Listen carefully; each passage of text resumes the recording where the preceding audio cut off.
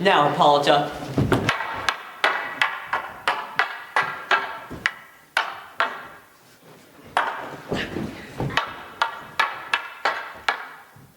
Our nuptial hour draws on apace.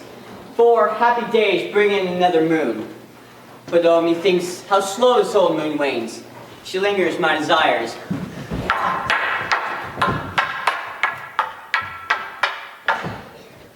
Days will quickly steep themselves in night, for night will quickly dream away the time. And then the moon shall behold the night of our solemnities. Hippolyta, I wound you with the sword, and what I love doing the injuries. With another key. With pomp, with triumph, with reveling. Happy be, Theseus, our renowned Duke. Thanks, good idea.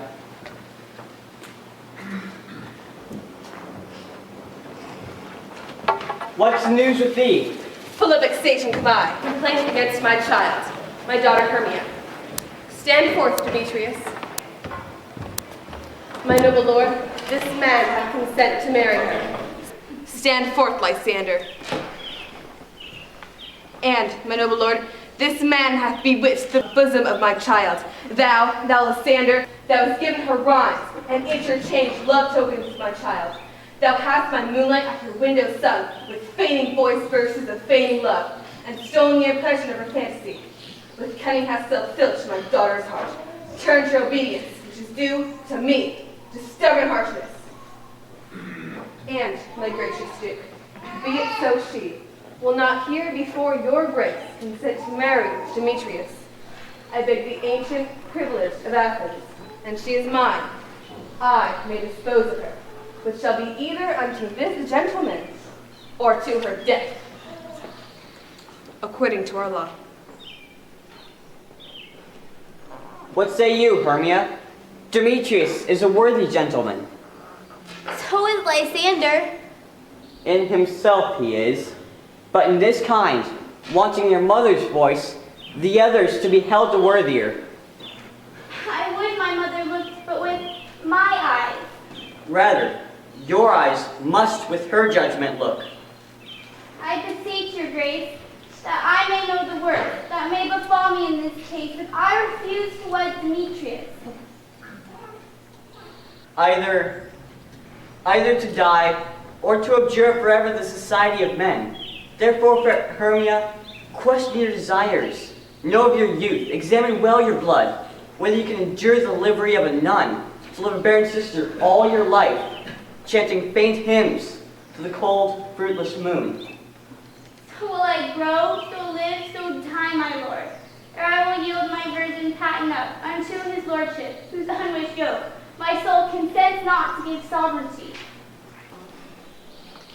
Take time to pause, and by the next new moon, the sealing day betwixt my love and me, on that day either prepare to die for disobedience to your mother's will, or to wed Demetrius, as he would, or on Diana's altar to protest for austerity and a single life.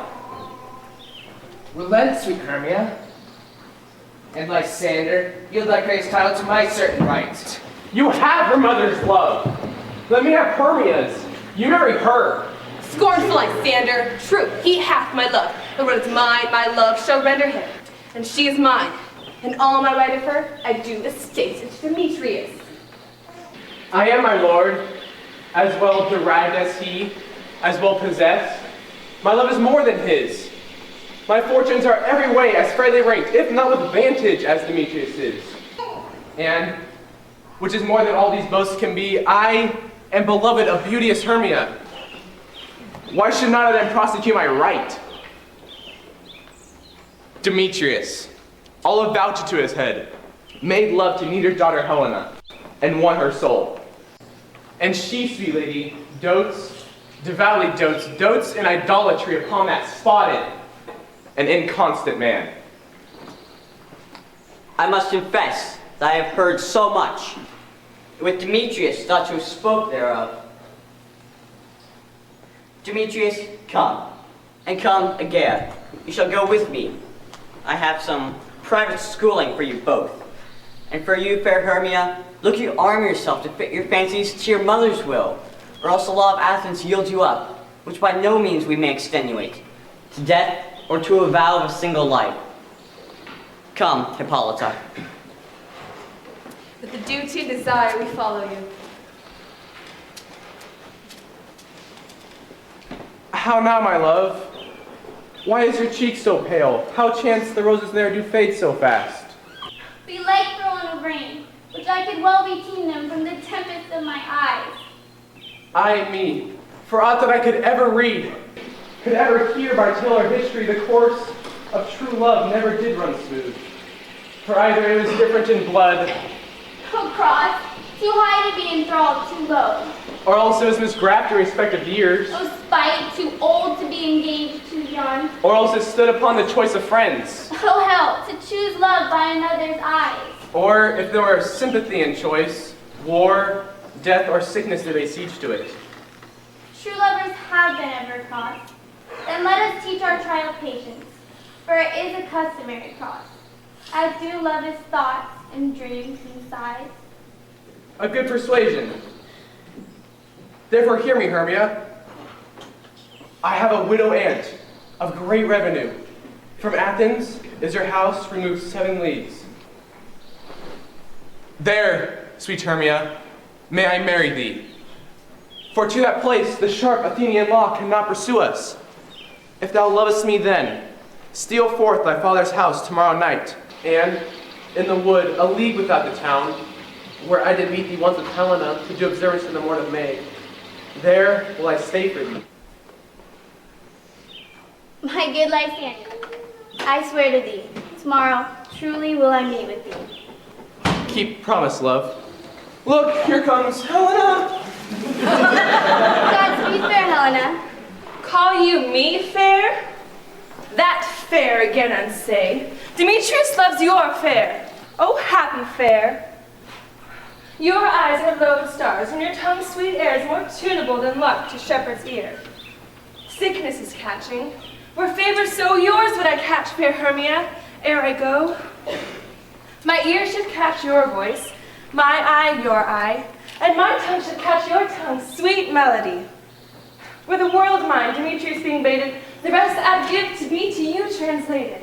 Teach me how you look, and with what art you sway the motion of Demetrius' heart. I frown upon him, yet he loves me still. That your frown could teach my smile such skill. I give him curses, yet he gives me love. That my prayers could such affection move. The more I hated him, the more he follows me. And the more I love, the more he hateth me. His folly, Helena, is no fault of mine. None but your beauty, would that fault were mine. Well, take comfort. He no more shall see my face. Lysander and myself shall fly this place. Before this time, I did Lysander see. Seemed Athens as a paradise to me. Oh, then what graces and love do dwell. He hath turned a heaven unto a hell. Helena, to you our minds we will unfold. Tomorrow night, through Athens' gates we have devised to steal. And in the woods, there my Lysander and myself shall meet, and thence from Athens turn away our eyes to meet new friends and stranger companies. Farewell, sweet playfellow, pray thou for us, and good luck grant thy thou Demetrius. Keep word, Lysander. I will, my love. Helena, adieu. As you on him, Demetrius dotes on you.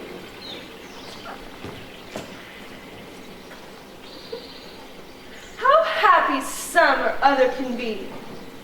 Through Athens, I am thought as fair as she, but what of that? Demetrius thinks not so. He will not know what all but he do know. And as he errs, doting on Hermia's eyes, so I, admiring of his qualities. Things base and vile, love can transpose to form and dignity. Love looks not with the eyes, but with the mind. And therefore is winged Cupid painted blind. For ere Demetrius looked on Hermia's eyne, he hailed down oaths, and swore that he was only mine. And when this hail some heat from Hermia felt, so he dissolved. and showers of oats did melt.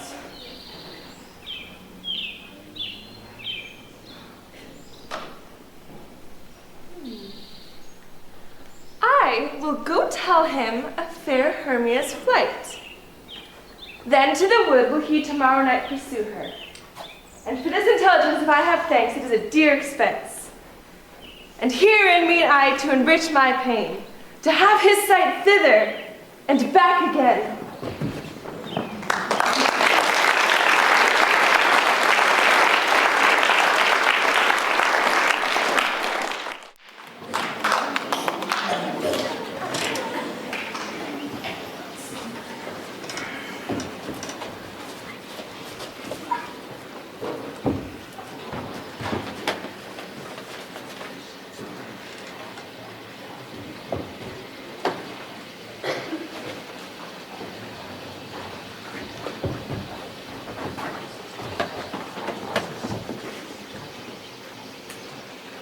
Greetings, hey.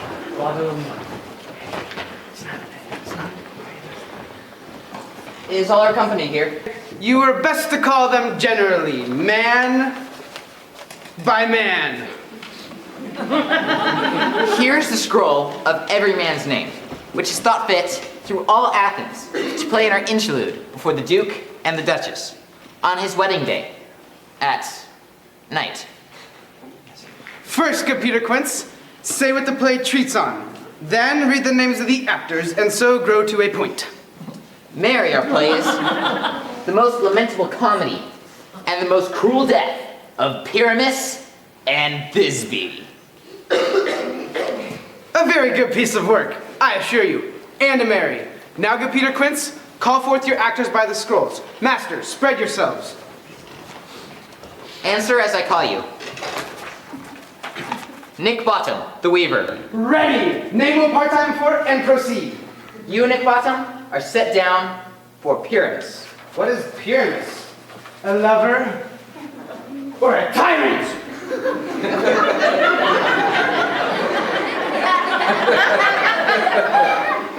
A lover that kills himself, most gallant for love. That will have some tears in the true performing of it. If I do it, let the audience look to their eyes. I will move storms.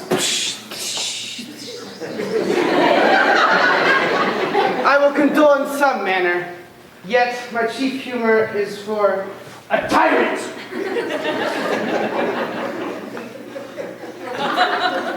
Francis Flute, the bellows member. Here, Peter Quince. Flute, you must take Thisbe on you.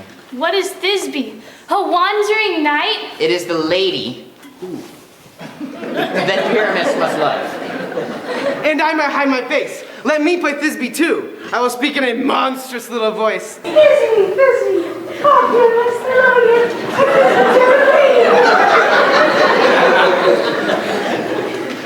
love No.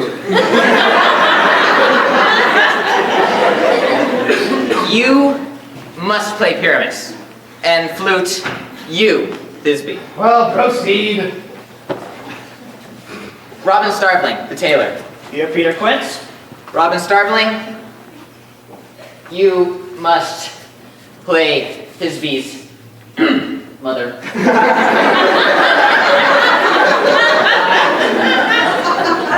Tom Snout, the tinker. Here, Peter Quince. You, Pyramus's father. Myself, Thisbe's father.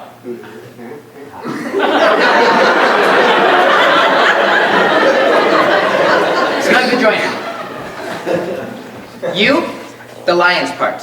And, I hope, here is a play fitted. Have you the lion's part written? Pray you, if it be, give it me, for I am slow study. You may do it extempore, for it's nothing but roaring. Let me play the lion part too. I will roar that I will do any man's heart good to hear me roar. I will roar that the Duke will say, let him roar again, let him roar again. And you should do it too terrible. You would frighten the Duchess and the ladies. That they would shriek, and that were enough to hang us all. That would hang us, every mother's son. I grant you, friends, if that you should fright the lady out of her wits, she would have no more discretion but to hang us. But I will aggravate my voice to roar you as gently as any sucking dove. I will roar you and tour any nightingale.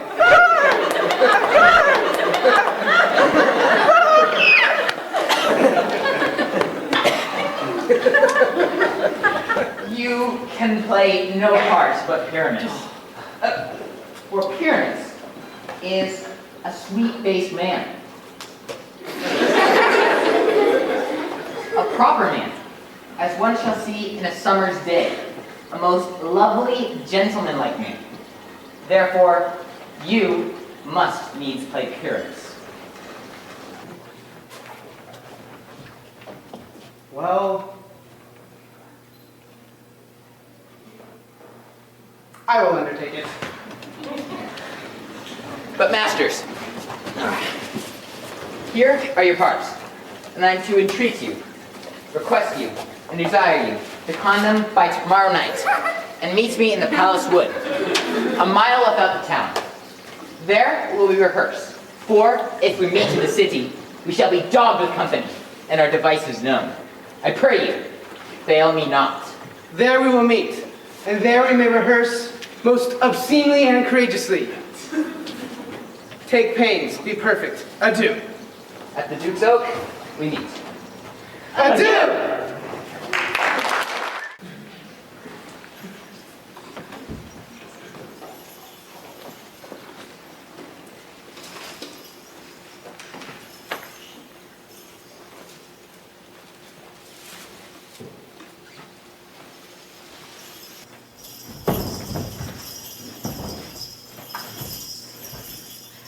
How now, spirit? Whither wander you? Over hill, over dale, through bush, through briar, I do wander everywhere, and I serve the fairy queen. Farewell, thou love of spirit, I'll be gone. Our queen and all our elves come here anon. The king doth keep his revels here tonight. Take heed the queen come not within his sight. For Oberon is passing fell in wrath. That she, as her intended hath, a lovely boy, stolen from an Dean king. She never had so sweet a changeling, and jealous Oberon would have the child, night whose change to chase the forth wild. But she, perforce, withholds the boy, crowns him with her flowers, and makes him all her joy.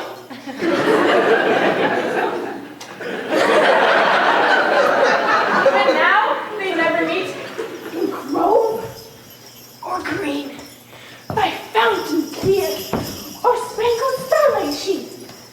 But they do square.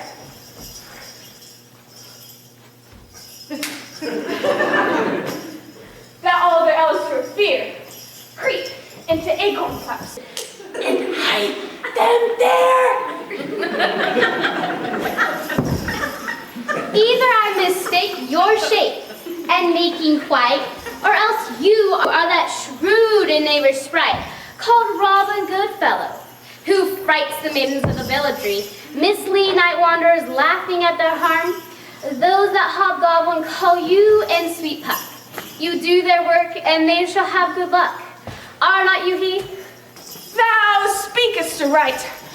I am that merry wanderer of the night. I jest to Oberon and make him smile. But Blueberry, here comes Oberon. And here my mistress, would that he were gone.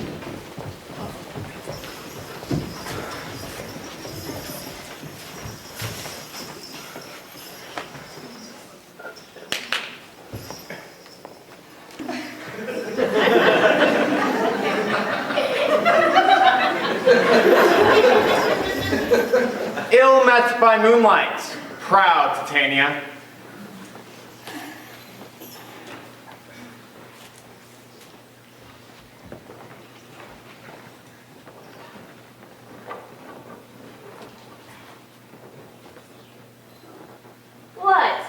Jealous, Oberon?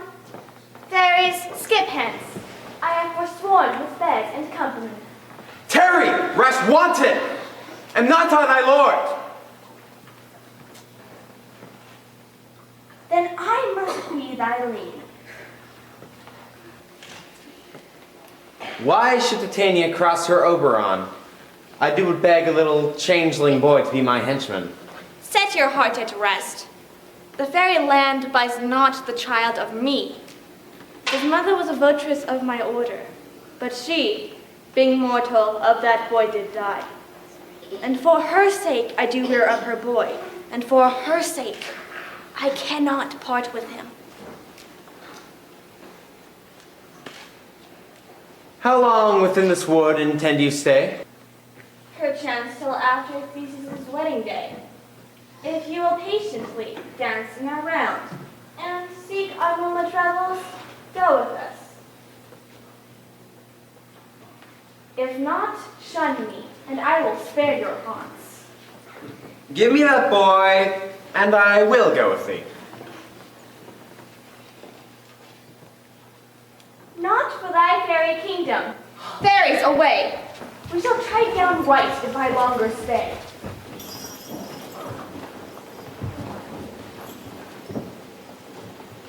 Well, go thy way!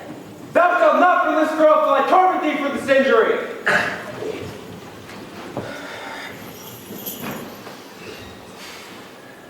Agenopot, come hither.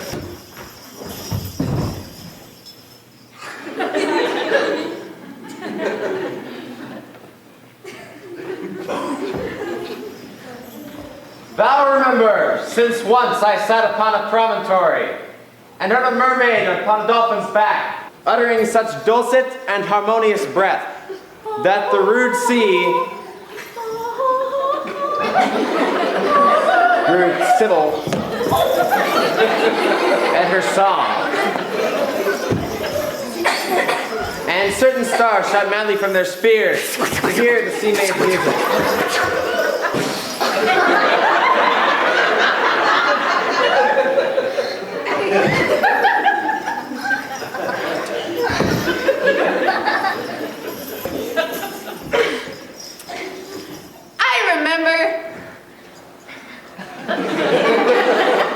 That very time I saw, but thou couldst not, flying between the cold moon and the earth, Cupid all armed.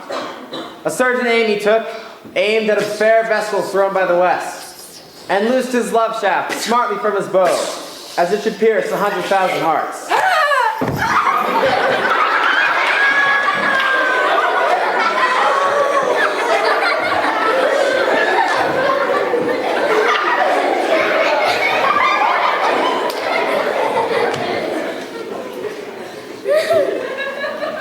Yet marked I where the bolt of Cupid fell.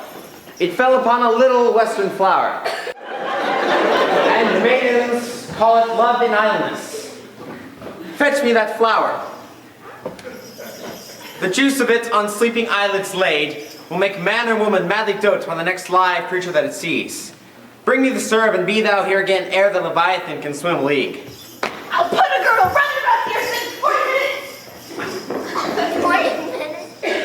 Having once this juice, I'll watch Titania when she's asleep, and drop the liquor of it in her eye. The next thing then she waking look upon, be it on lion, bear, wolf, or bull, on meddling monkey or on busy ape, she shall pursue it with the soul of love. And ere I take this charm from off her sight, as I can take it with another herb, I'll make her render up her page to me. But who comes here? I am invisible, and I will overhear their conference. I love thee not, therefore pursue me not.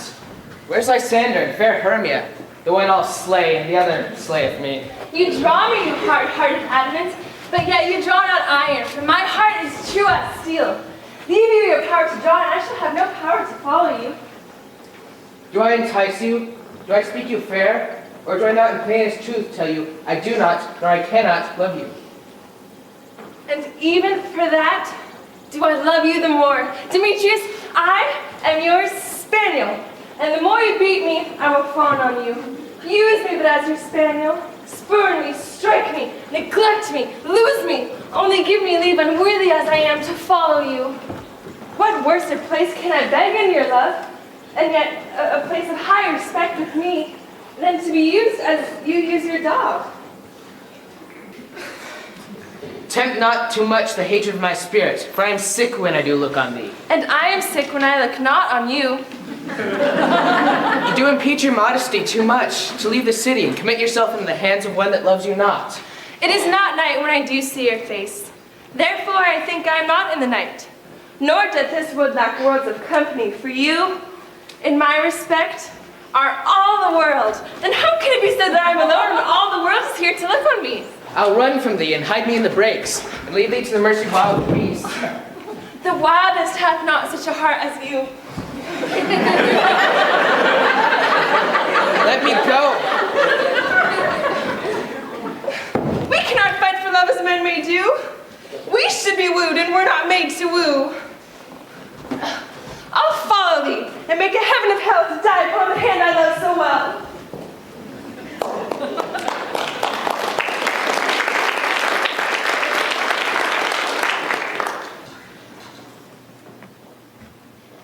Fare thee well, nymph.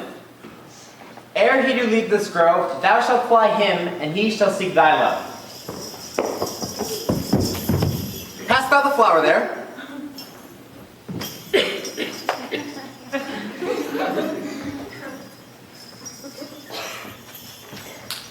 Aye, there it is. I pray thee,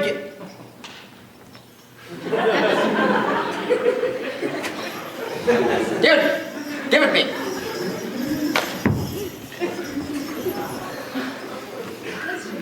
I know a bank where the wild thyme blows. There sleeps Titania sometime tonight. And with the juice of this, I'll streak her eyes and make her full of hateful fantasies. Take thou some of it and seek through this grove. A sweet Athenian lady is in love with a disdainful youth. Anoint his eyes. But do when the next thing you spies may be the lady.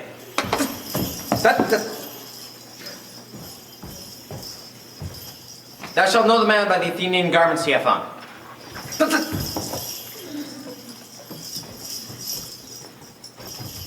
Effect it with some care that he may prove more fond on her than she upon her love.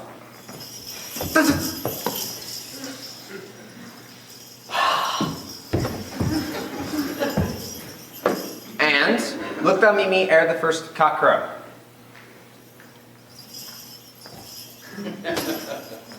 Fear not, my lord, your servant shall do so.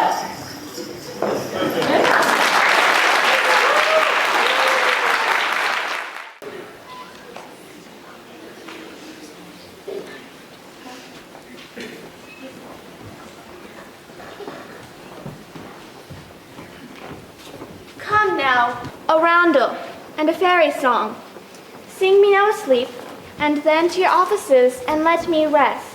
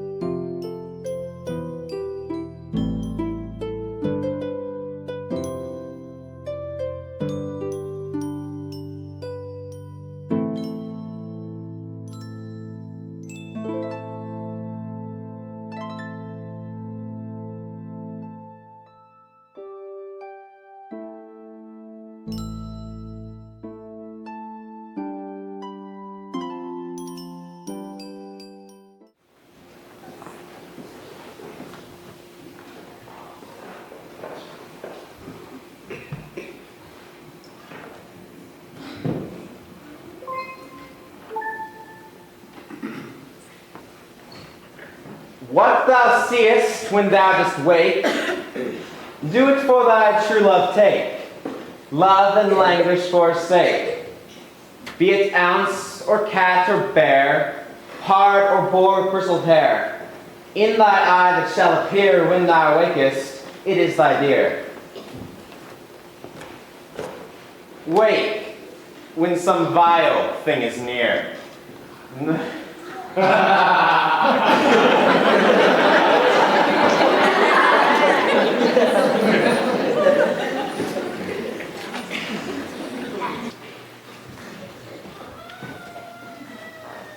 My fair love, you faint with wandering in the wood. And to speak the truth, I have forgotten our way. Well, rest us if you think it good, and tarry for the comfort of the day. Be it so, Lysander. Find you out of bed, for I upon this bank will rest my head.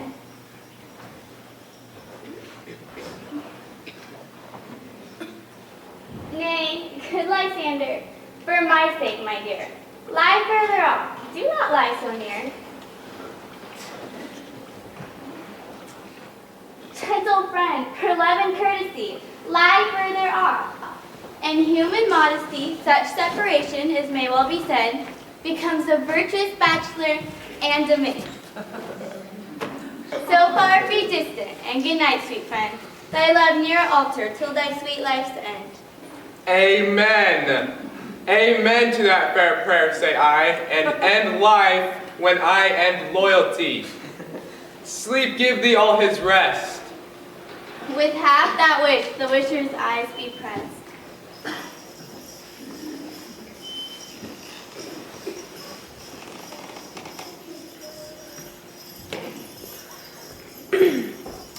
Through the forest I have gone, but Athenian found I none, on whose eyes I might approve this flower's force and stirring love. Night in silence! Who is here? Weeds of Athens he does wear. This is he, my master said. Despise the Athenian maid. And hear the maiden, sleeping sound on this dank and dirty ground. Pretty soul, she durst not lie. Near this lack love, this kill courtesy.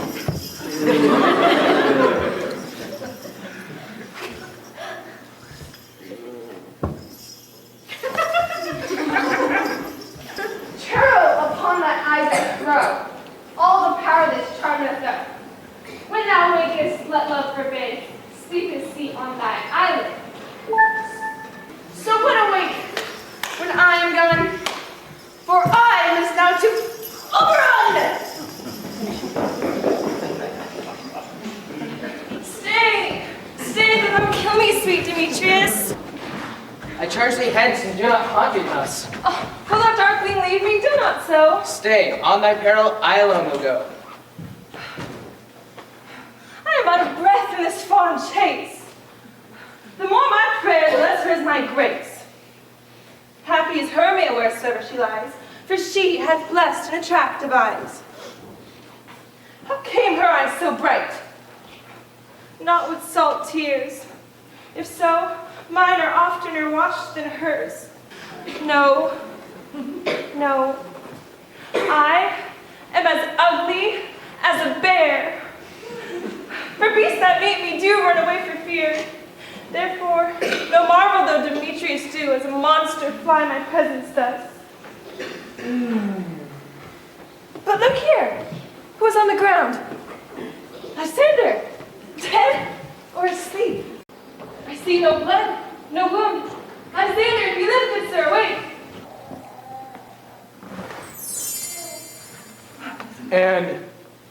And run through the fire I will for thy sweet sake.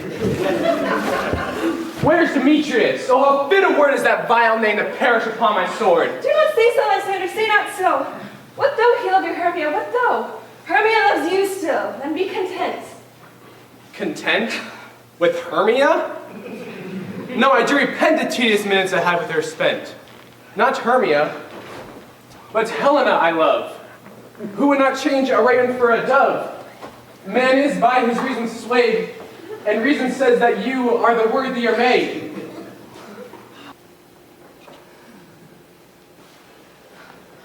Wherefore was I to this Cain mockery born? Why not your hands that I deserve such scorn? Is it not enough? Is it not enough that I never did, nor never could deserve a sweet look from Demetrius, but you must flout my insufficiency? Good troth you do me wrong, good sooth you do, in such disdainful manner me to woo. But perforce I must confess, I thought you, Lord, more true gentleness. Oh, that a lady of one man refused, should of another, therefore, be abused. She sees not Hermia. Hermia, sleep thou there, and never mayest thou come Lysander near. And all my powers address your love and might to honor Helena, and to be her knight. Help me, Lysander, help me. Lysander? What? Removed? Lysander? Lord? What, out of hearing gone? No sound, no word? Alack, where are you? Speak. And if you hear no, then I will perceive you are not nigh. Either death or you I'll find immediately.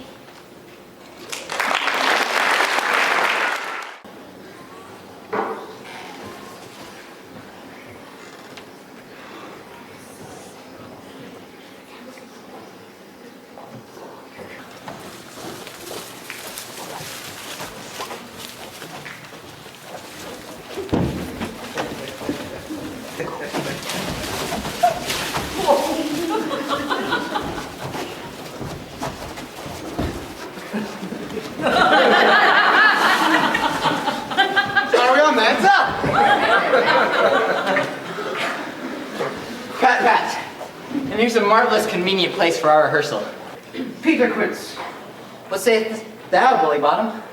there are things in the comedy of Pyramus and Thisbe that will never please. First, Pyramus must draw a sword to kill himself, which the ladies cannot abide. How answer you that? By our liking of powerless spirit.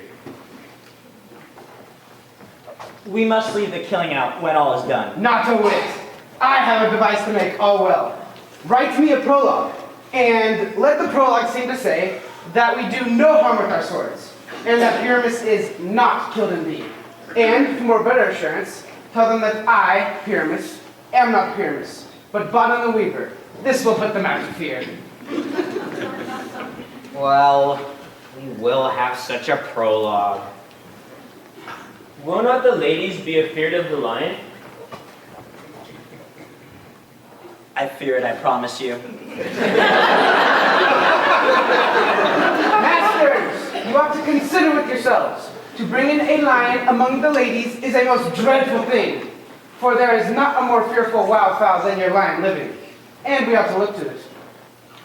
Therefore, another prologue must tell that he is not a lion. Nay, you must name his name, and half his face must be seen through the lion's neck, and he must speak through, saying thus, or to the same effect, ladies, or fair ladies, I would wish you, I would request you, I would entreat you not to fear, not to tremble, my life for yours. If you think I come hither as a lion, meow. It were pity on my life. Nay, I am no such thing. I am as other men are, and therefore let him name his name and tell them plainly he is snug the joiner. Well, it shall be so. But there is two hard things. That is, to bring the moonlight into a chamber. For Pyramus and Thisbe met by moonlight. Does the moon shine that night we play our play?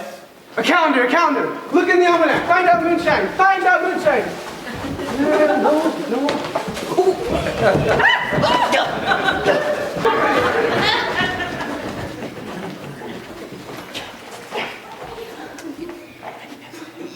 Yes, it doth shine that night. Then we may leave a casement of the great chamber where we play open, and the moon may shine in at the casement. Or else, one must come in with a bush of thorns and a lantern and say he comes to disfigure or to present the person of moonshine. Then there is another thing. We must have a wall in the great chamber. Pyramus and Thisbe says the story did talk to the chink of a wall. You can never bring in a wall. What say you, Bottom? Some man or other must present wall, and let him have some plaster or rough cast about him to signify wall, and let him hold his fingers thus.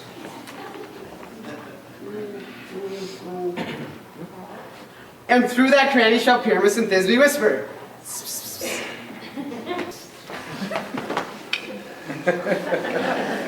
Well, if that may be so, then all is well. Come, sit down and rehearse your parts. Pyramus, you begin.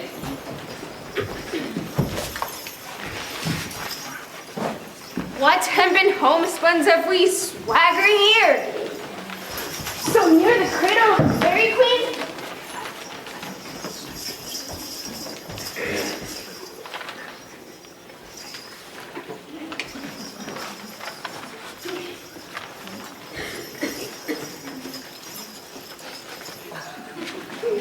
What?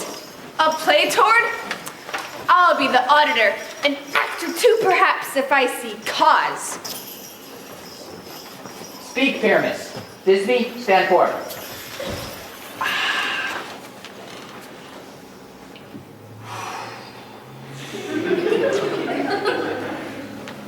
Thisbe, thy flowers of odious savor sweet. Odors! Oh, Durs.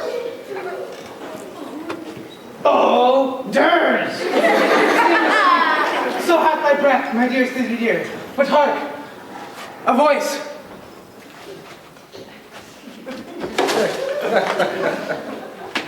Stay thou but here a while, and by I will to thee appear.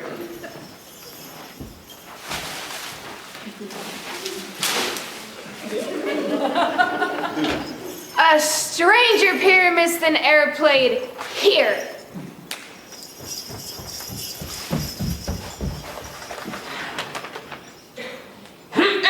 Oh, must I speak now?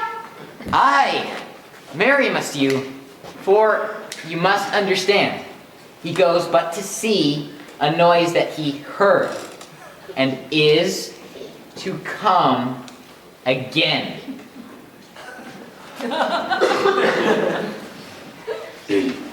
Most radiant Pyramus, most lily-white of hue, of color like the red rose on triumphant briar, most frisky juvenile, a most lovely Jew, as truest horse, that yet would never tire.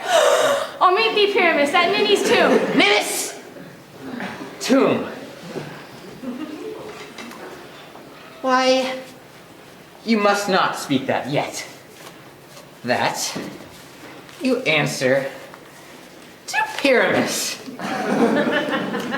You spake all your part at once, cues and all. Pyramus, enter. Your cue is past. It is never tire. Oh, as truest horse, that yet would never tire. If I were fair, Thisbe, I were only thine. Oh, monstrous. Oh, strange. We are haunted. Hurry, masters.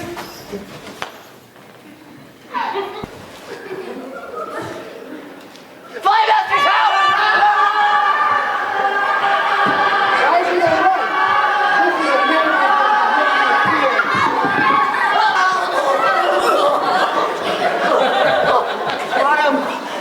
art changed.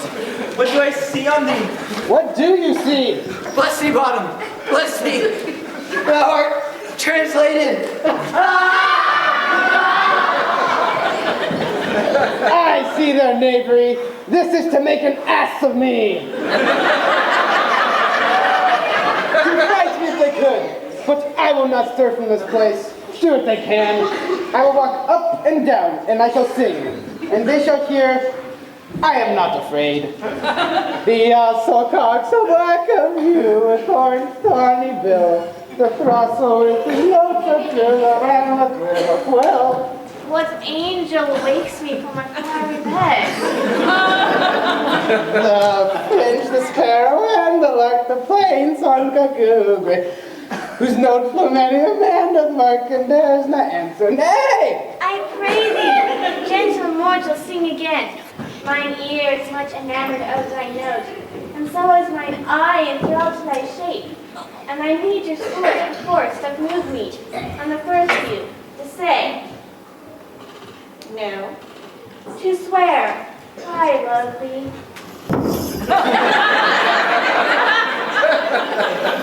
Methinks, mistress, you should have little reason for that. And yet, to say the truth, reason and love keep little company together nowadays.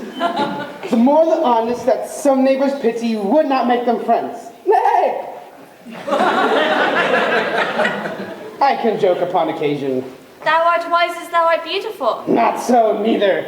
If I had enough wit to get out of this wood, I would have enough to serve my own turn. Out of this wood do not desire to go. Thou shalt remain here whether thou wilt or no. I am a spirit, of no common rate. The summer still doth tend upon my state, and I do love thee. Therefore, go with me. I will give thee fairies to attend on thee, and they shall fetch thee jewels from the deep, while thou on pressed flowers dost sleep. And I will purge thy mortal grossness so that thou shalt like an airy spirit go. Peas blossom, cobweb. Ready? Where shall we go? Be kind and courteous to this gentleman. Feed him with apricocks and dewberries, with green figs, purple grapes, and mulberries. Nod to him, elves, and do him courtesies. Hail, mortal! Come, take him to my bower. Tie up my love's tongue. Bring him silence.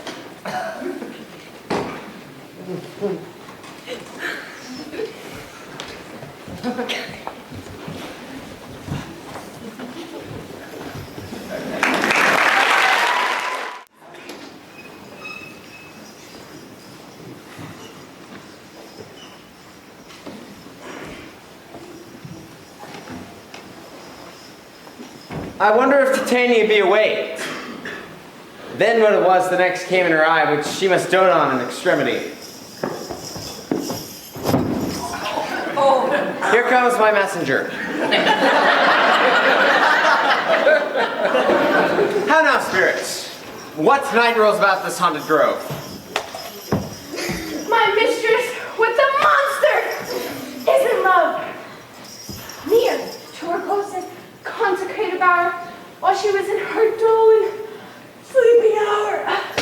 A crew of patches, rude mechanicals, that work for bread upon Athenian stalls, were met together to rehearse the play, intended for Theseus' nuptial day. The shallows of thick skin, barren sort, who Pyramus presented in their sport, forsook his seat and entered into break. When I did at this advantage take, an ass's knoll I fixed on his head. And on his thespian must be answered. And forth my mimic comes, when they him spy, away his fellows fly.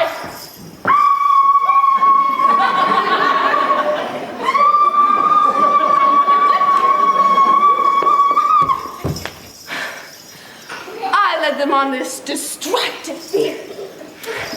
And thus sweet Pyramus translated there. When in a moment, so it came to pass, Titania awaked, and straightway loved in us.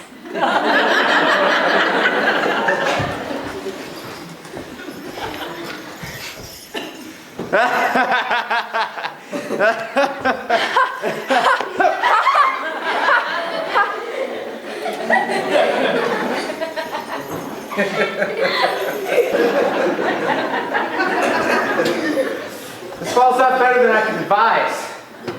But hast thou yet let the Athenian's eyes? How did he do? I took him sleeping. That is finished too. And the Athenian woman by his side. That when she awaked to force, she must be eyed. Stand close.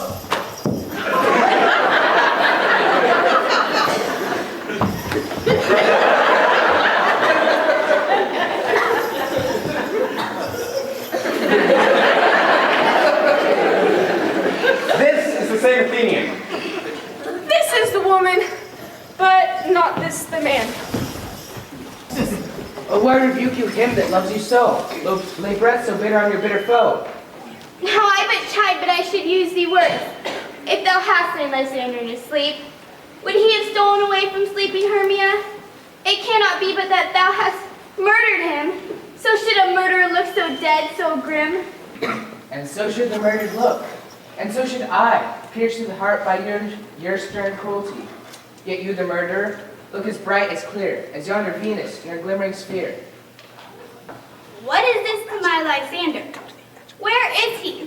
Oh, good Demetrius, wilt thou give him me? I'd rather give his carcass to my hounds. Out, dog! Out, cur! Thou drivest me past the bounds of maiden's patience. Hast thou slain him then? Henceforth never be numbered among men. Oh, but once tell true, even for my sake. You spend your passion on a misprized mood. I am not guilty of Lysander's blood, nor is he dead, for aught that I can tell. I pray thee, tell me then that he is well. And if I could, what should I get therefore? A privilege never to see me more, and from thy hated presence part I so. See me no more, whether he be dead or no. There's no following her in this fierce vein. Here therefore, for a while, I will remain.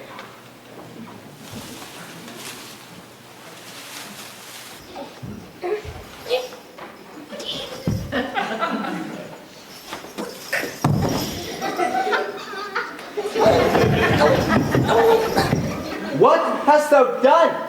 Thou hast mistaken quite, and laid the love juice on some true love site. Of thy misprison must perforce ensue a true love turn, and not a false turn true. Then fate overrules. That one man holding troth, a million fail, confounding oath and oath.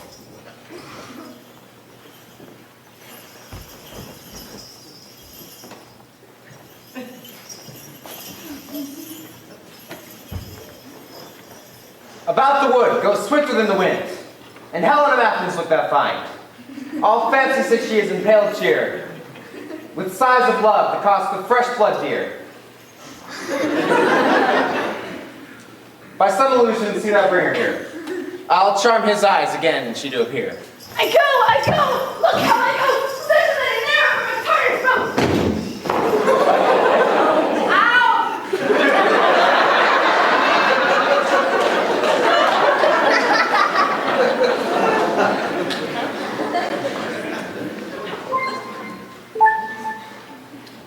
Flower of this purple flower, hit with Cupid's archery, sink an apple of his eye.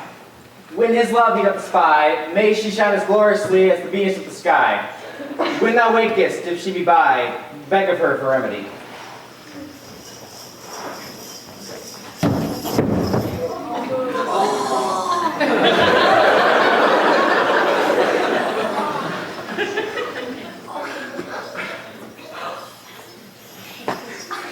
Captain of our fairy band, Helena is here at hand, and the youth mistook by me, pleading for a lover's fee.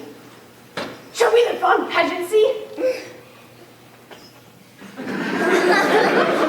Lord, what fools these mortals be! Stand back! The noise they make caused Demetrius to awake. Then, we'll two at once for one. This needs be sport alone. These things do best please me which befall preposterously. Why should you think that I woo and scorn? Scorn and derision never come in tears. Look, when I vow, I weep. You do advance your cunning more and more. Those vows are Hermia's. Will you give her or? I had no judgment when to her I swore. Nor none in my mind can I give her or. Demetrius loves Hermia, and he loves not you. Oh, Helena, goddess, nymph, perfect, divine.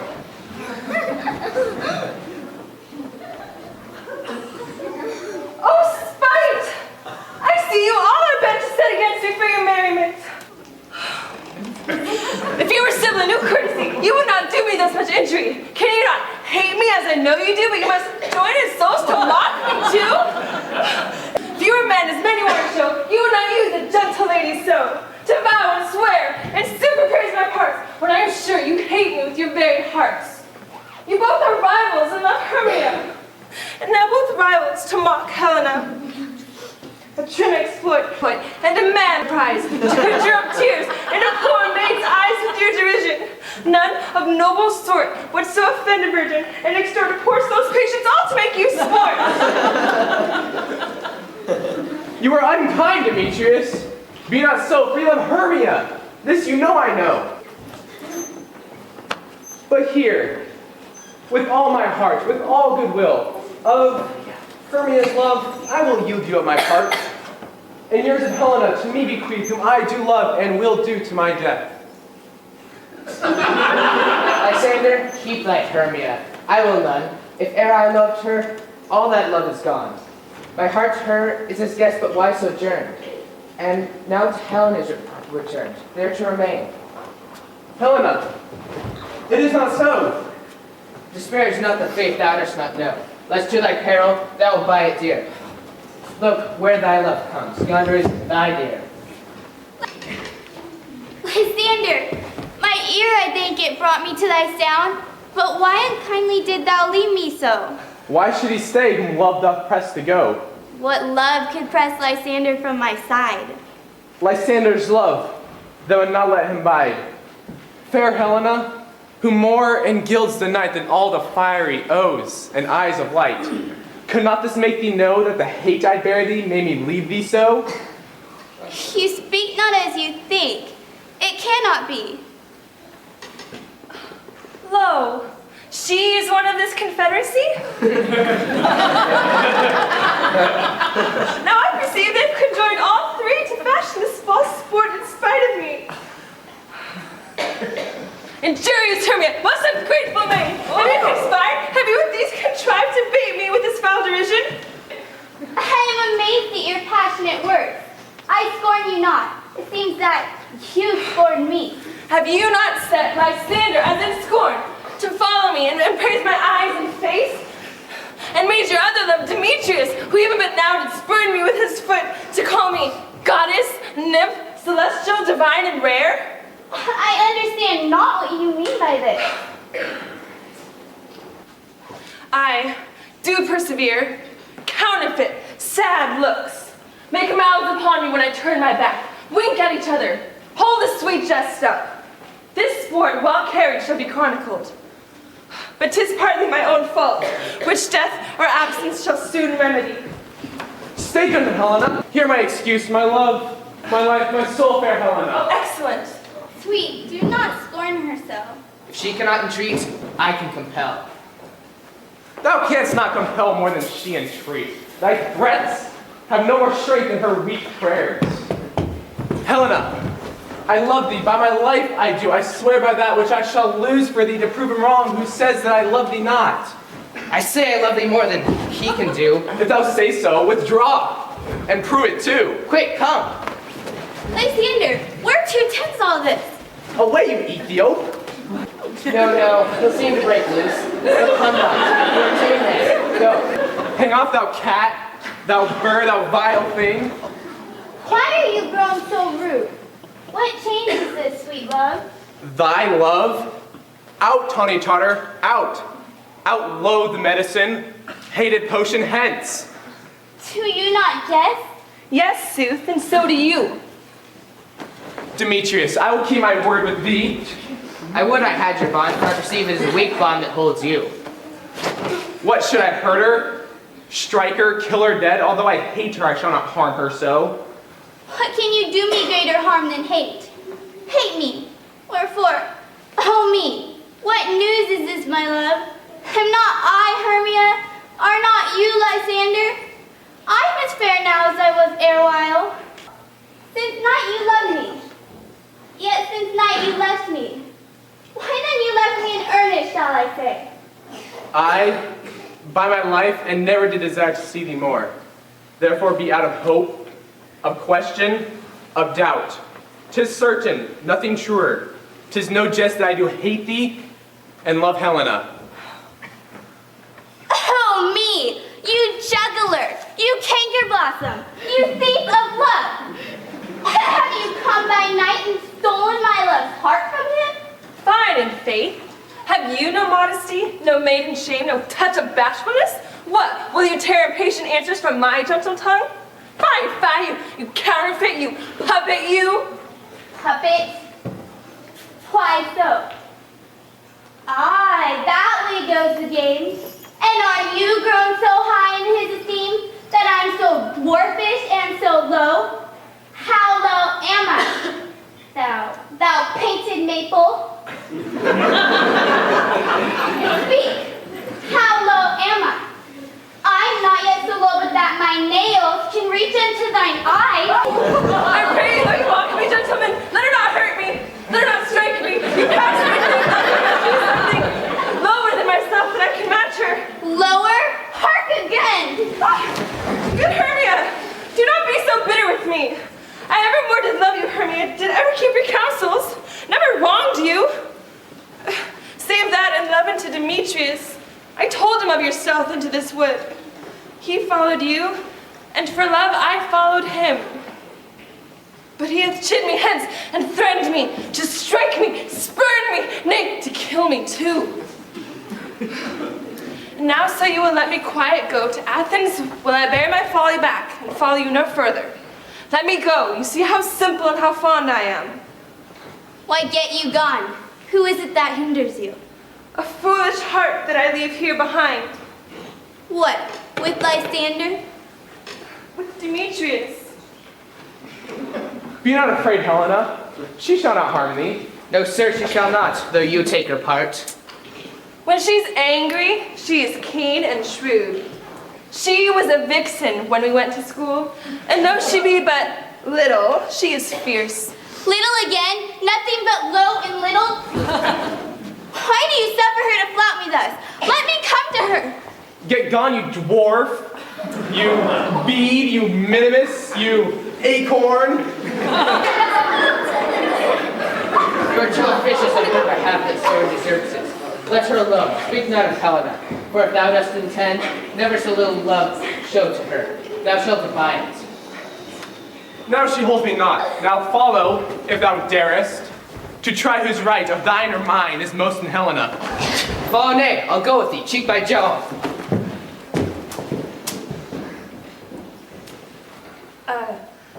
I will not trust you, nor stay in your cursed company. Your hands and mine are quicker for a fray. My legs are longer though to run away. I am amazed and know not what to say.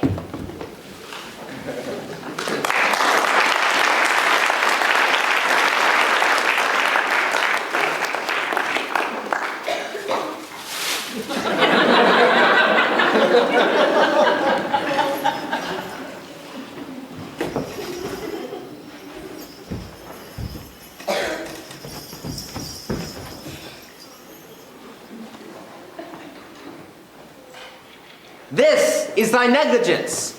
Still thou mistakest. Or else committest thy knaveries willfully. Believe me, King of Shadows, I mistook. Did not you tell me I should know the man by the Athenian garments he hath on? And so far blameless proves my enterprise. For I have anointed an Athenian's eyes, as you bid me do. And I am glad I did do sort, as this their jangling I do esteem sport.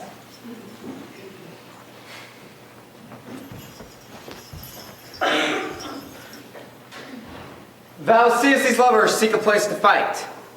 Hide therefore, Robin, overcast the night, and lead these testy rivals so astray, as one not to come within another's way. Like Lysander sometime frame thy tongue, and stir up Demetrius with bitter wrong. And sometime rail thou like Demetrius, and look thou lead them from each other thus. Till death counterfeiting sleep, with leaden legs and batty wings doth creep. Then crush this herb in Lysander's eye, whose liquor hath this virtuous property, to take from thence all error within his might. When they next wake, all this derision shall seem a dream and fruitless vision. Whilst I in this affair do thee employ, I'll to my queen and deck her Indian boy. Then I will her charmed eye release from monster's view, and all things shall be peace.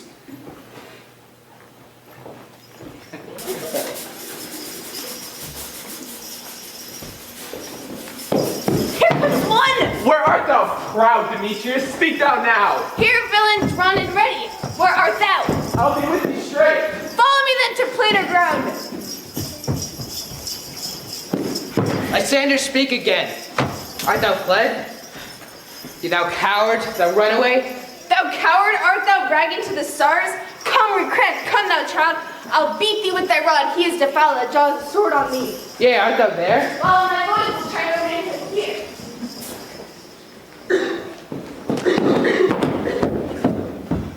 He goes before me, yet still dares me on. When I go where he comes, then he is gone. The villain is much more like to kill than I. I follow fast, but faster he did fly. Now fallen am I in a dark, uneven way, and here will rest me.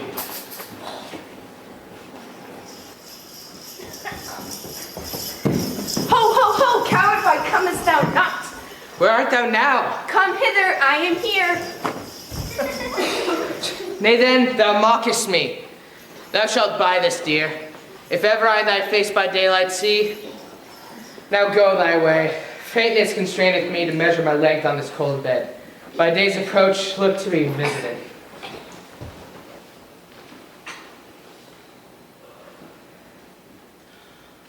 O weary night, O long and tedious night, abate thy hour.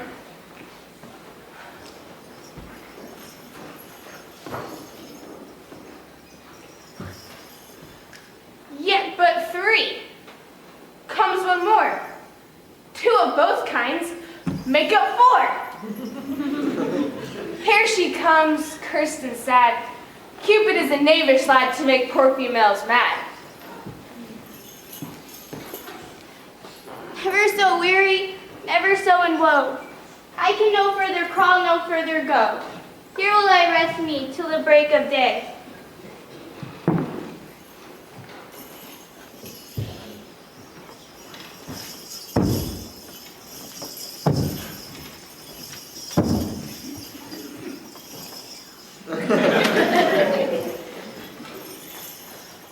On the ground, sleeping sound, I'll apply to your eye this gentle lover's remedy.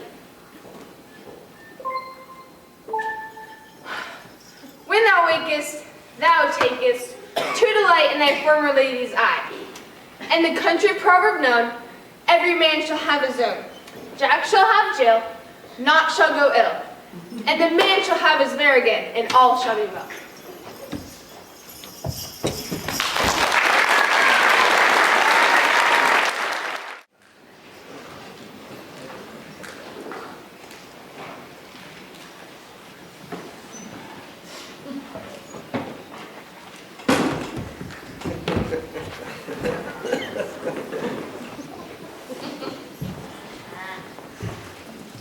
Come, set me down upon this flowery bed.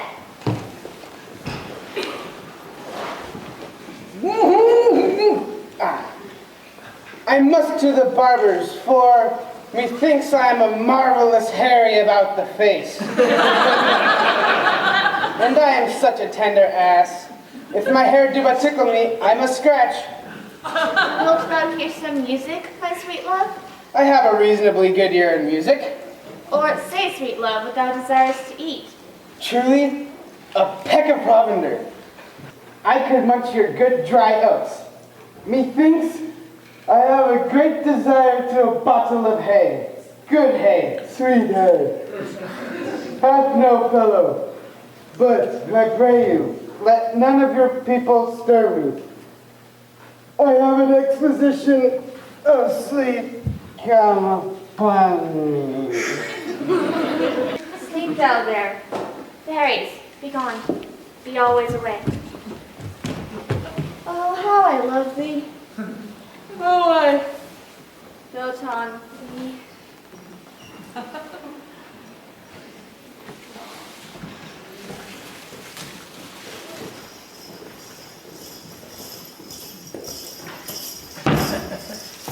Welcome, good Robin. Seest thou this sweet sight? Her dotage now I do begin to pity. For meeting her of late behind the woods, I did upbraid her and fall out with her, and she in mild terms begged my patience. I then did ask of her changeling child, which straight she gave me, and sent her a fairy to bear him to my bower in fairyland. And now I have the boy. I will undo this hateful imperfection of her eyes. And, gentle Puck, take this transformed scalp from out the head of this Athenian swain, that he awaking when the other do, may all to Athens back again repair, and think no more of tonight's accidents, but as the fierce vexation of a dream. But first I will release the fairy queen.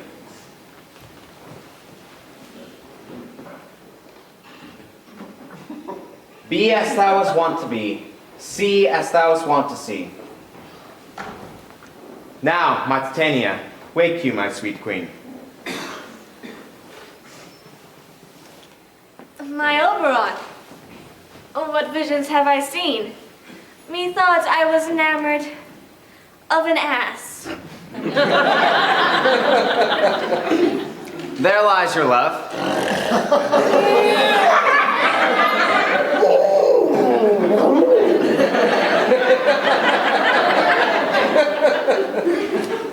How came these things to pass? Silence a while. Robin, take up this head. Sound! Music! Come, my lord, and in our flight, Tell me how it came this night that I, sleeping here, was found, coiling mortals on the ground. Well, see.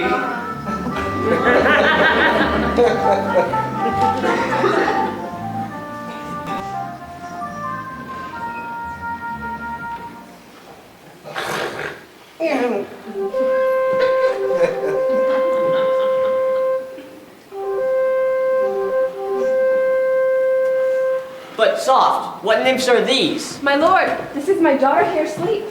And this Lysander, this Demetrius is, this Helena, old Netter's Helena. I wonder if they're being here together. No doubt.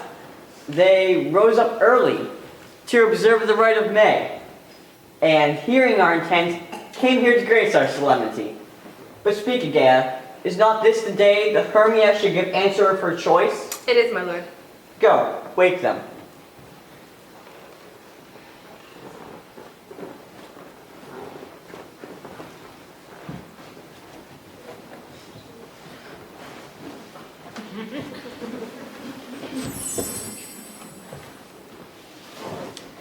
Good morrow, friends. St. Valentine's is past.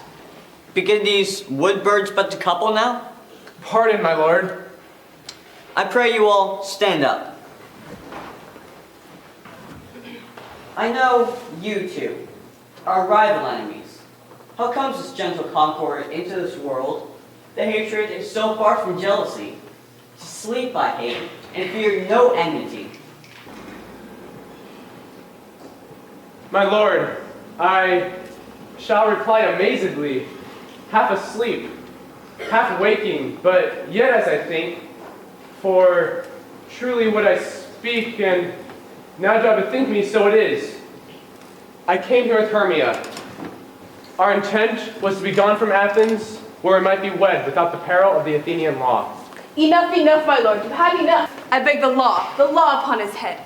They would have stolen away. They would have, Demetrius, thereby to have defeated you and me. You of your wife, and me of my consent. Of my consent that she would be your wife.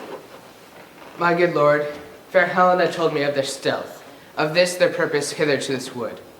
and I in fury hither followed them. Fair Helena in fancy following me.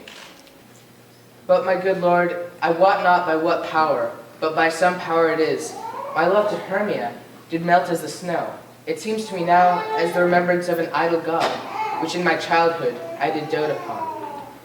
And all the affection, the virtue of my heart, the object and pleasure of my eye, is now only to Helena. But as in sickness, I did loathe this food. But now in health, come to my natural taste, now I do wish it, long for it, and love it, and will forevermore be true to it. Fair lovers, you are fortunately met. Of this discourse, we will hear more anon. My lord. Egya, I will overbear your will. For these couples, by and by in the temple with us, shall eternally be knit. And as the morning is now something worn, all purposed hunting shall be set aside. Away with us to Athens, 3 by 3. We'll hold a feast in great solemnity. Come, Hippolyta.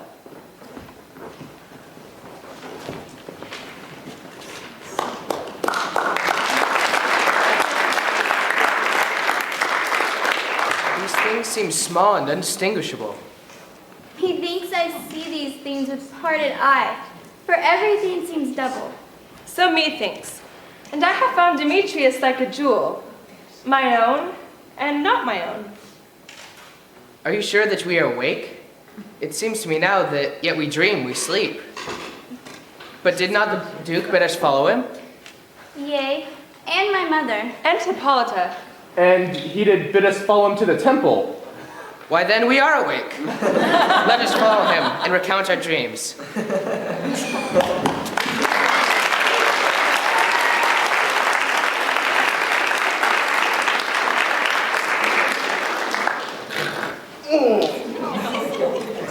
When my cue comes, call me, and I will answer. My next is most fair Pyramus.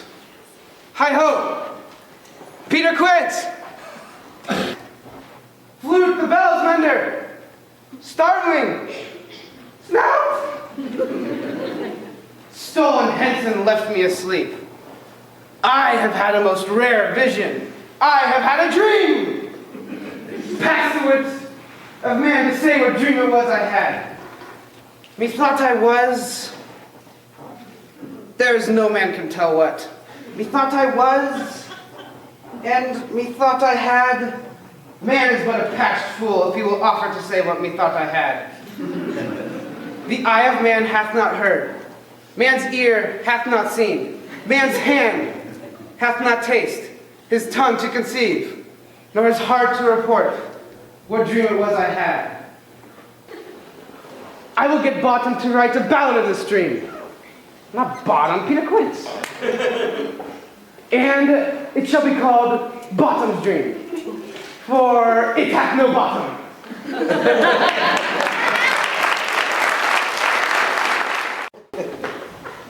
Have you sent to Bottom's house? Is he come home yet? He cannot be heard of. Without doubt he is transported. If he come not, then the play is marred. It goes not forward, doth it? It is not possible. You have not a man in all Athens able to discharge Pyramus but he. No, he hath simply the best wit of any handicapped man in Athens. Masters, the Duke is coming from the temple. There's 2 or 3 lords and ladies more married. If our sport had gone forward, we'd all been made men. Oh, sweet bully Bottom! Thus hath he lost 6 pence a day during his life. He could not escape 6 pence a day, and the Duke had not given him 6 pence a day for playing Pyramus. I'll be hanged. He would have deserved it. 6 pence a day in Pyramus or nothing.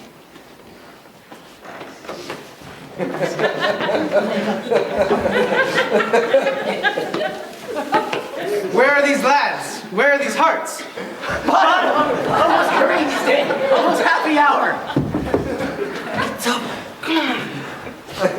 Masters, I am to discourse wonders. But ask me not what. Let us hear, sweet Bottom. All that I will tell you is that the Duke hath dined. Everyone, look over your part. Everyone get your apparel together. For the short and long is, our play is preferred. Yes! And most dear actors, eat no onions nor garlic, for we are to utter sweet breath.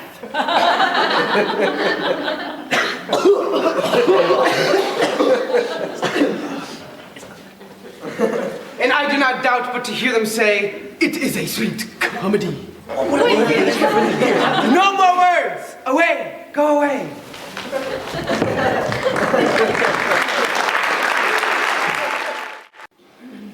'Tis strange, my Theseus, that these lovers speak of. More strange than true. I never may believe these antique fables nor these fairy toys. Lovers and madmen have such seething brains, such shapen fantasies, that apprehend more than cool reason ever comprehends. The lunatic, the lover, and the poet are of imagination all compact. One sees more devils than vast hell can hold, that is, the madman. The lover, all is frantic, sees Helen's beauty in the brow of Egypt. The poet's eye, in a fine frenzy rolling, does glance from heaven to earth, and from earth to heaven. And as imagination bodies forth the forms of things unknown, the poet's pen turns to shapes, and gives to airy nothing a local habitation and a name. Such tricks has strong imagination, that if it would but apprehend some joy, it comprehends some bringer of that joy. Or in the night, imagining some fear, how easily is a bush supposed to bear? Here come the lovers, full of joy and mirth.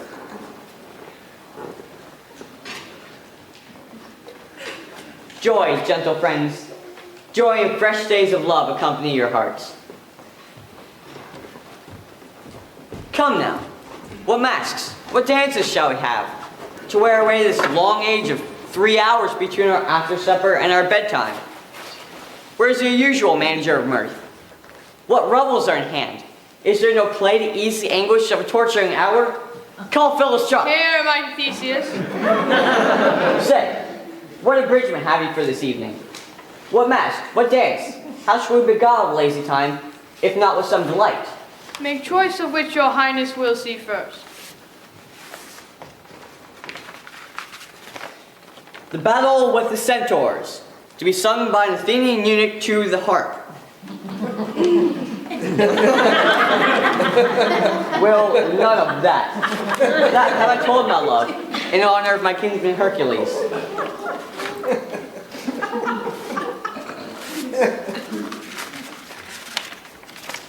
The ride of the tipsy bacchanals, tearing the Thracian singer in their rage. That is an old device, and it was played when I from Thebes came last a conqueror.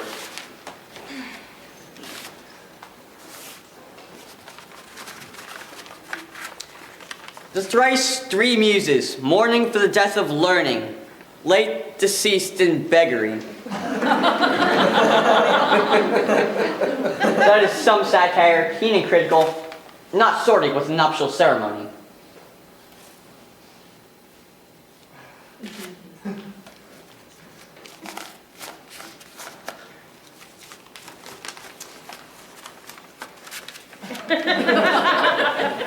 A tedious, brief scene of young Pyramus and his love Thisbe.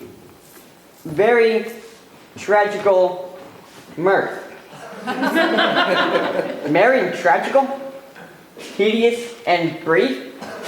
That is hot ice and wondrous strange snow. How shall we make concord of this discord?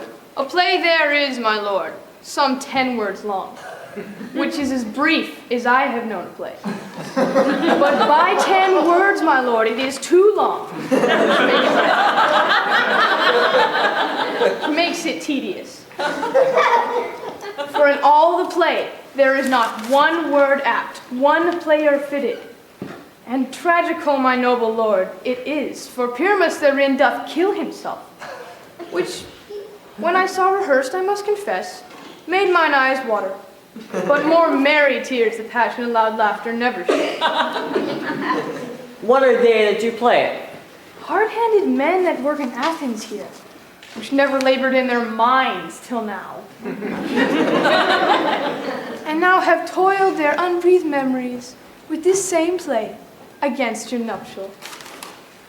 We will hear it. No! My noble lord, it is not for you. I have heard it over, and it is nothing. Nothing in the world. Unless you can find sport in their tents. I will hear that play. For never anything can be amiss when simpleness and duty tender it. Go, bring them in. And take your places, ladies. I love not to see wretchedness o'ercharged, or duty in his service perishing. Why, gentle sweet, you shall see no such thing. She says they can do nothing in this kind.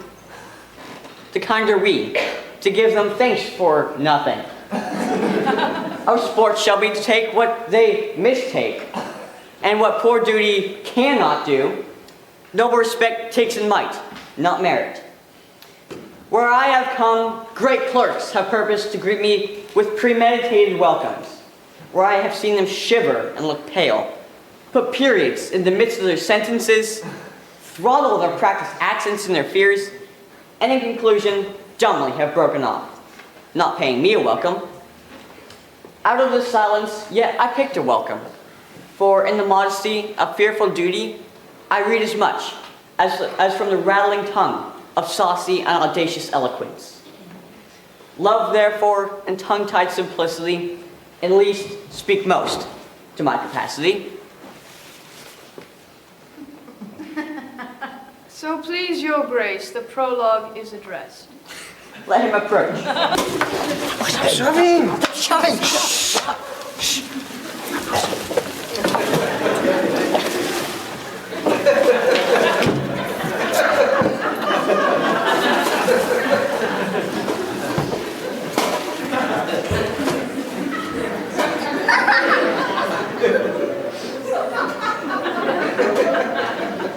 Gentles, perchance you wonder at the show, but wonder on, till truth make all things plain. This man is Pyramus, if you will know. This beauteous lady Thisbe is certain. This man, with lime and rough cast, doth present wall. That vile wall which did these lovers sunder, and through wall's chink, poor souls, they are content to whisper. At the which let no man wonder. This man, with lanthorn, dog, and bush of thorns, presenteth moonshine. For, if you will know, by moonshine did these lovers think no scorn to meet at Ninnis' tomb, there to womb. This grisly beast, which lion hight by name, the trusty Thisbe, coming first by night, did scare away, or rather did affright. And as she fled, her mantle she did fall, which lion vile with bloody mouth did stain. Anon comes Pyramus, sweet youth and tall, and finds his trusty Thisbe's mantle slain. Whereat, with blade, with bloody, blameful blade, he bravely broached his boiling bloody breast.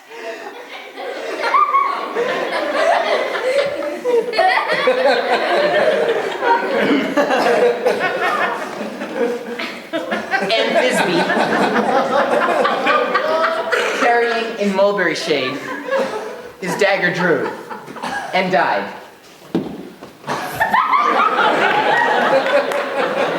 For the rest, let lion, moonshine, wall, and lovers twain at large discourse, while here they do remain. I wonder if the lion bees speak. No wonder, my lord. One lion may, when many asses do.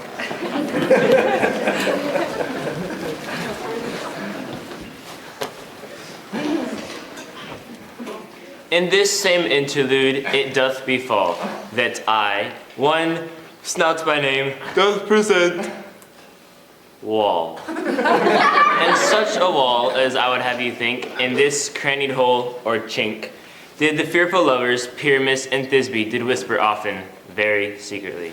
This loam, this rough cast, and this stone doth show that I am that same wall. The truth is so. And this the cranny is, right and sinister, through which the fearful lovers are to whisper. Would you like Lyman Hare to speak better? It is the wittiest partition that ever I heard discourse by. Pyramus draws near the wall. Silence. Oh, grim look tonight. Oh, night with hue so black. Oh, night which ever art when day is not. Oh, night, alack, alack, alack. I fear my Thisbe's promises forgot. And thou, O wall, O sweet, O lovely wall, thou standst between her father's ground and mine. Thou wall, O sweet, O lovely wall, show me thy chink to blink through with mine eye.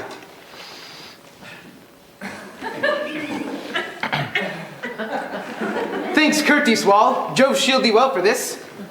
But what see I? No Thisbe do I see. O wicked wall through whom I see no bliss. Cursed be thy stones.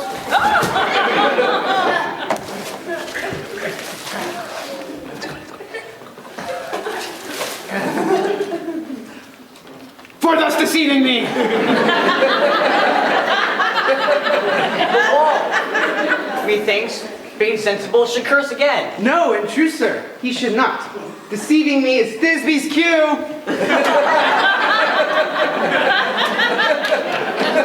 She is to enter now, and I am to spy her through the wall. You shall see. It shall fall pat as I told you. Yonder she comes. O wall, full often hast thou heard my moans for parting my fair Pyramus and me. My cherry lips have often kissed thy stones with lime and hair knit up in thee. I see her voice. Now will I to the chink, to spy, and I can hear my Thisbe's face. Thisbe! My love, thou art my love, I think. Think what thou wilt. I am thy lover's grace, and like Lymander, I am trusty still. And I like Helen till the fates me kill. Oh, kiss me through the hole of this vile wall. I kiss the walls cold, not your lips at all. Oh, wilt thou at Ninny's tomb meet me straight away? Tide life, tide death, I come without delay. Thus have I, wall, my part discharged so, and being done thus wall away doth go. Now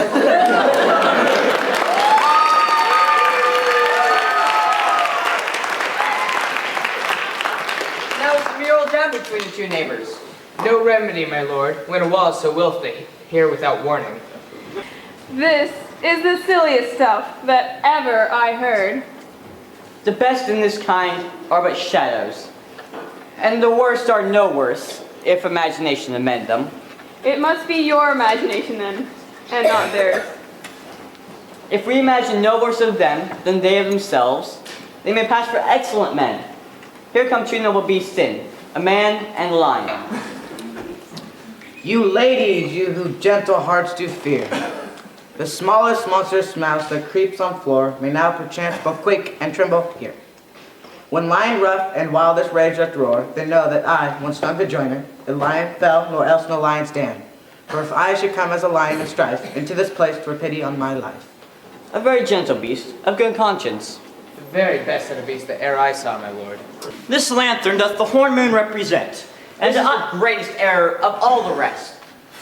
The man should be put in the lantern. How is it else the man in the moon? I am the man in... He dares not for the candle, for you see, it is already in snuff. My candle doth shine. I am weary of this moon. Would he would change. I change enough. It appears by a small light of discretion that he is in the wane. Proceed, Moon. All I have to say is to tell you that this lantern is the moon. I, the man in the moon, this thorn bush my thorn bush, and this dog my dog.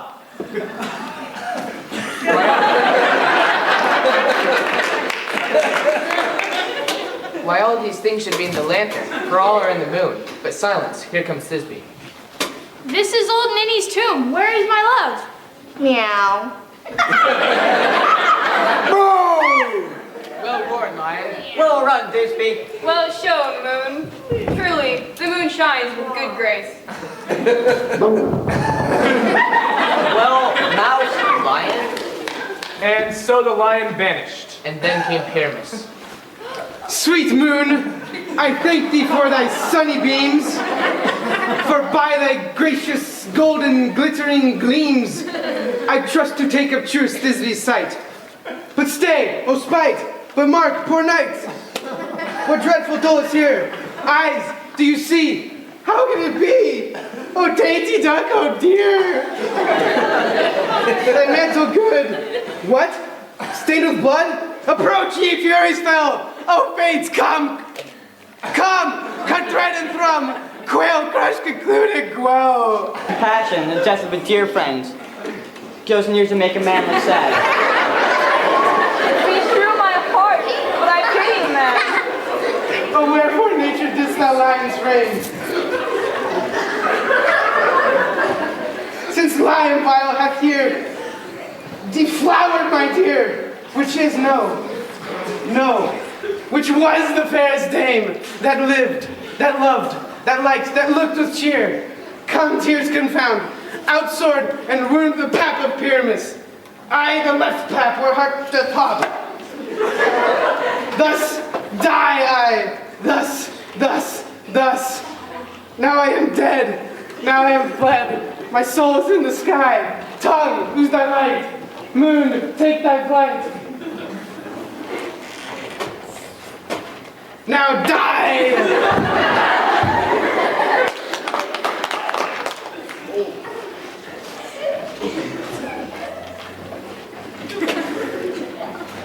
Now die!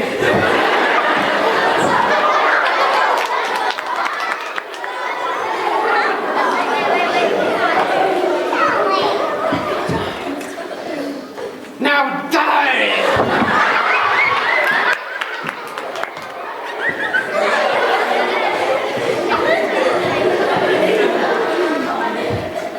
Now die!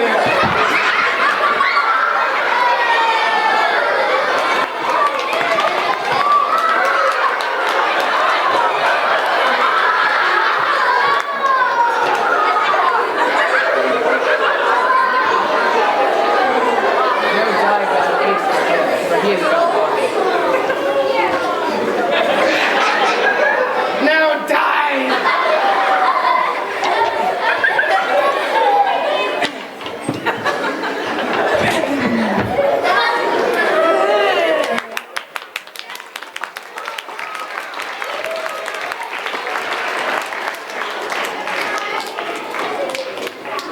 No die but an ace for him, for he is but one.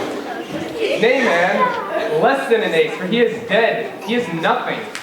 With the help of a surgeon, he might yet recover and prove an ass. How chance Moonshine is gone before Thisbe comes back and finds her lover? She will find him by starlight. Here she comes now, and her passion ends the play. She hath spied him already with those sweet eyes. Asleep, my love? What? Dead? My dove? Pyramus, arise! Speak, speak! Quite dumb? Dead? Dead? A tomb must cover thy sweet eyes. These my lips, this cherry nose, these yellow cowslip cheeks are gone, are gone! Lovers, make moan. Lovers, make moan. His eyes were green as leaves, tongue, not a word. Come, trusty sword, come, blade, my best imbrue. And farewell, friends, thus Thisbe ends. Adieu, adieu, adieu.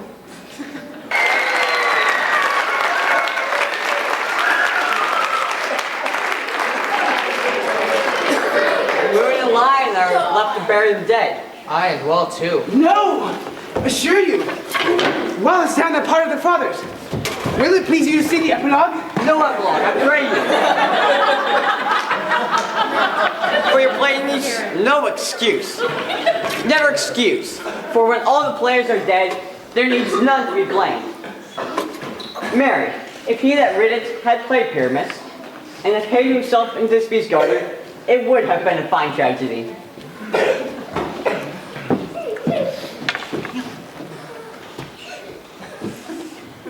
And so it is truly, and very notably discharged. Yes!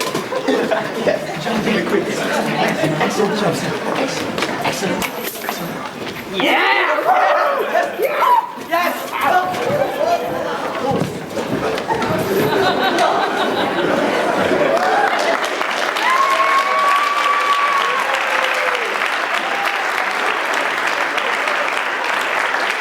The iron tongue at midnight hath told 12. Lovers, to bed. 'Tis almost fairy time. I fear we shall outsleep the coming morn.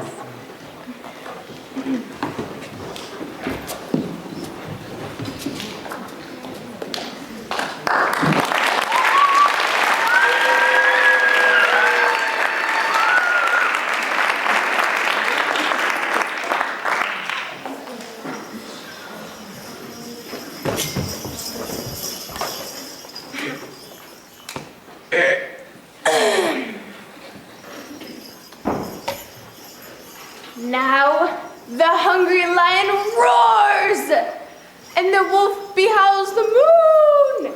And it is that time of night that all the graves all gaping wide, everyone lets forth its sprite, and the church would pass too wide. And we fairies that do run from the presence of the sun, following darkness like a dream, now are frolic. Not a mouse shall disturb this hallowed house. And I am sent with the broom before to sweep the dust behind the door.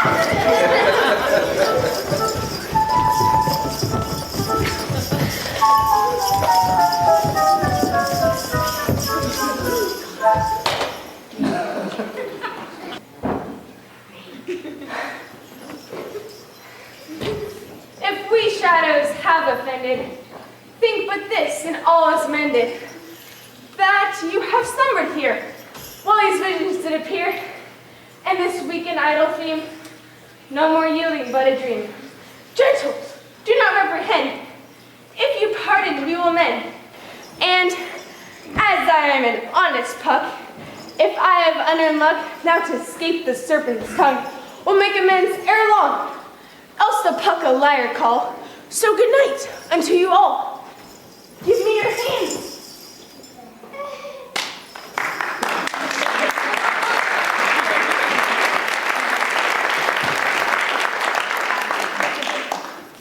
If we be friends, and Robin shall restore amends.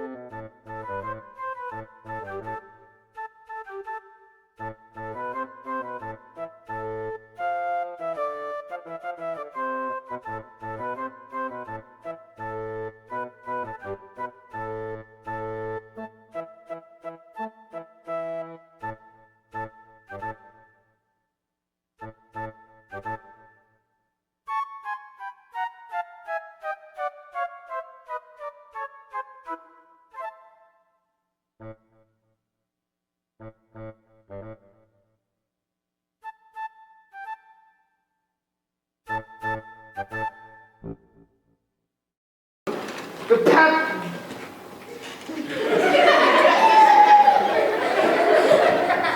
Oh, we're.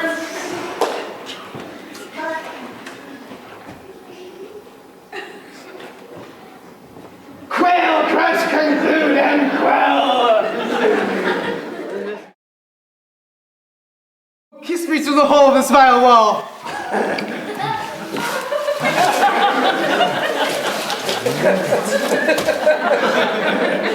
I kiss the wall's hole, not your lips at all. My love, thou art my love, I think.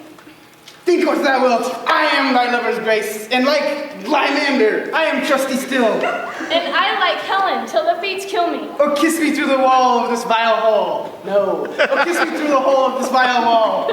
Thou wall, oh sweet and lovely wall, show me thy chink to blink through with mine eye.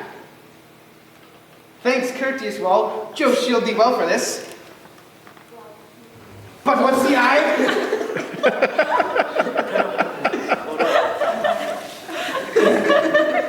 Okay. Oh, no. Oh, kiss me through the hole of this vile wall. When he calls me Lymander, I'll be like, okay. Whatever. I don't really care. I know.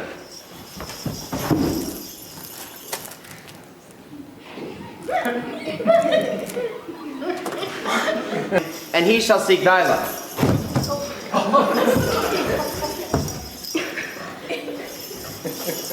Hast thou the flower there?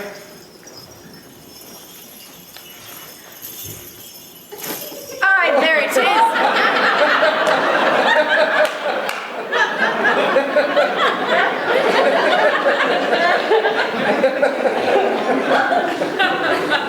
I pray thee.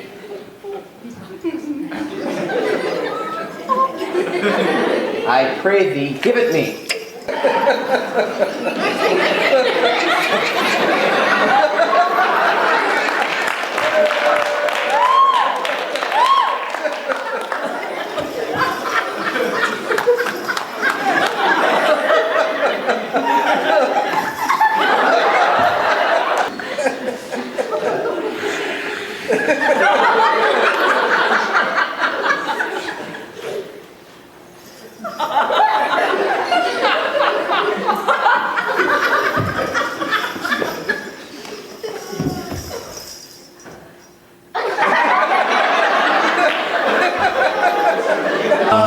How chance moonshine is gone before this becomes back and finds her lover? She will find me by starlight. Here she comes now, and passion ends the play. Where's she? That's the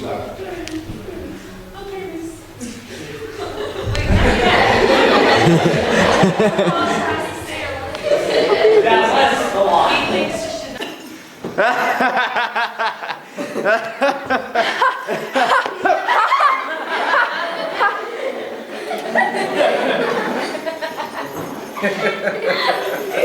Stand close.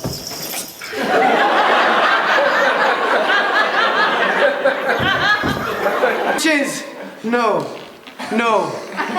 which was the fairest dame that lived, that loved, that liked, that looked with cheer. Come, tears confound, outsword and woe to the pap of Pyramus. I the left's pap, where heart doth hob. Thus die I, thus. Now I am dead, now I am fled. My soul is in the sky. Tongue, lose thy light. Moon, take thy flight.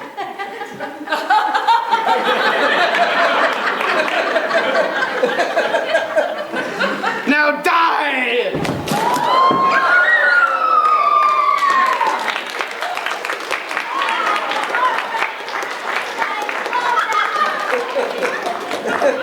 I spent 12 hours on this.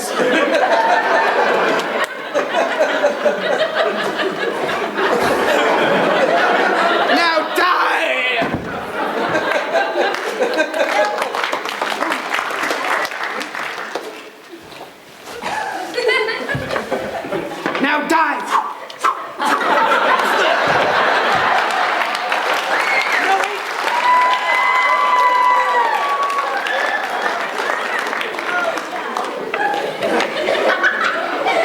Now die!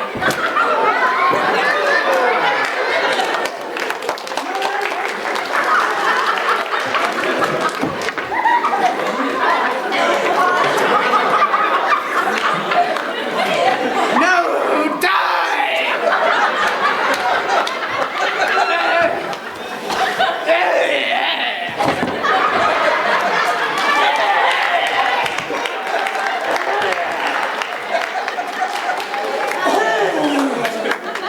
No die, but an ace for him, for he is but one. Nay, man, less than an ace, for he is dead. He is nothing. With the help of surgeon, he might yet recover and prove an ass.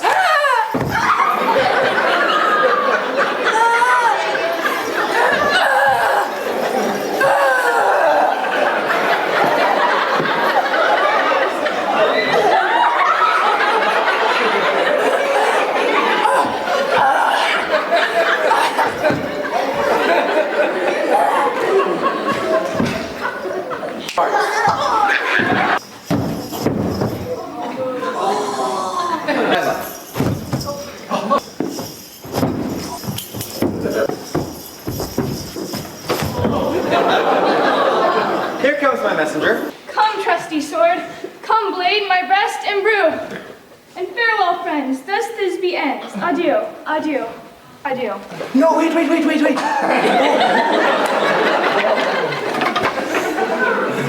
Thus